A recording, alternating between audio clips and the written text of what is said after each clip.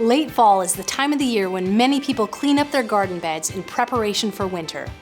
While some perennials greatly benefit from a fall cleanup, it isn't necessary for every perennial.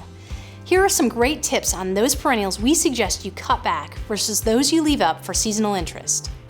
Do cut these perennials back in fall. Any perennial you do not want to reseed in your garden.